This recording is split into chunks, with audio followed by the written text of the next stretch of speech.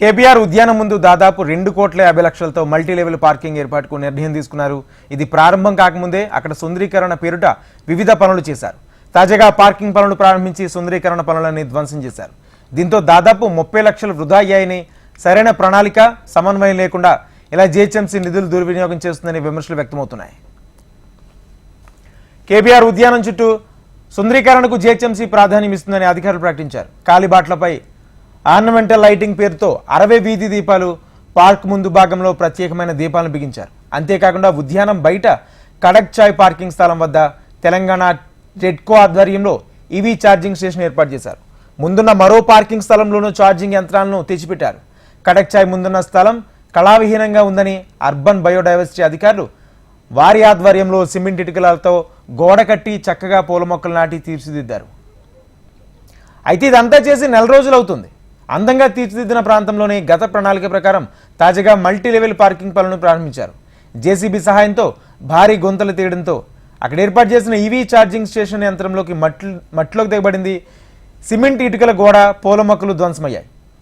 కొన్నింటిని బయోడైవర్సిటీ విభాగం సిబ్బంది సహాయంతో తొలగించారు. ఇక్కడున్న కడక్ చాయ్తో పాటు 180 మిలిటరీ హోటల్ మూసివేయాల్సిన పరిస్థితి ఏర్పడింది. ఫలితంగా జీహెచ్ఎంసీకి వచ్చే అద్దె రాబడిలో కోతపడే పరిస్థితి నెలకొంది. అయితే జీహెచ్ఎంసీ విభాగాల మధ్య సమన్వయం ఉంటే ఇలా నిధులు వృధా అయ్యేది కాదని అభిప్రాయపడుతున్నారు. పనులు చేపట్టే ముందు దూరదృష్టితో ఆలోచించాలని విమర్శలు చేస్తున్నారు. ప్రజాధనం వృధా అయింది. కేబీఆర్ పార్క్ దగ్గరలో ఏర్పాటు చేసిన సుందరీకరణ పనులన్నీ ఇప్పుడు ధ్వంసమయ్యాయి.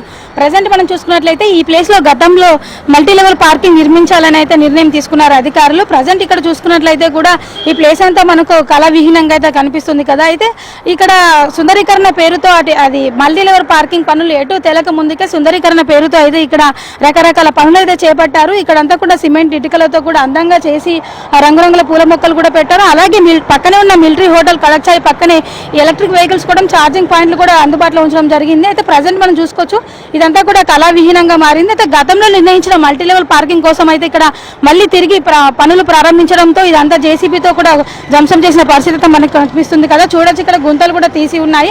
అయితే దీనివల్ల ప్రజాధనం కూడా వృధా అయిందనే చెప్పాలి. ఏదైనా పనులు స్టార్ట్ చేసే ముందు కాస్త ఆలోచించి చేయాలనే విమర్శలు కూడా వినిపిస్తున్నాయి ప్రజల దగ్గర నుంచి.